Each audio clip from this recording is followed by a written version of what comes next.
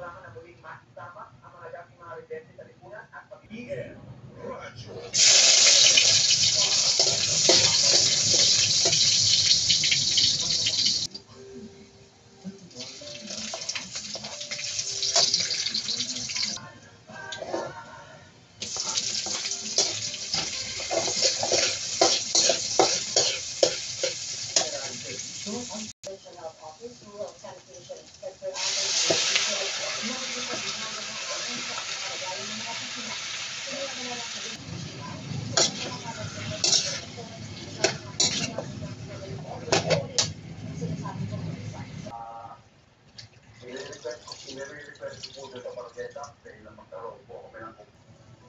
Isang linggo din na malagi doon si Lolo, ngunit umbuman ng kanyang ari-arian.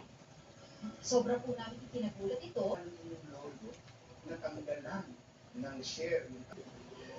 Para malaki umabot na rin siya dito dati. At saka sa lahat ng nagpalagay, sticker. Masabi natin na parang unrelated incident, pero yung pala ito ay parang bata pa lang, Chinese national sila. Pero sabihin, watch ahead sa kanya, sa PMA, na ang gusto pa siyang idiin sa investigation. Parang ang nakita ito ni Senator Bato, sinuluhan ng aking manatili sa pwesto kahit nagbago ng administrasyon. Tapos, ganyan parang susunin mo. Hindi naman hindi pinangalanan sa Facebook lang na pinost. Pero, meron na anak ko aking pagaling. Kasi ang pinagpusto po yan. So, makukuha po natin mismo. Wala po sa nag-post po sa Facebook na kanya pinatake. Ang chairman po ng Senate Committee on Public Order and Neighborhood Stuff, salita po natin sa level ngayon, si Senator Bato de la Rosa. Senator, magandang hapon po. Tony TV.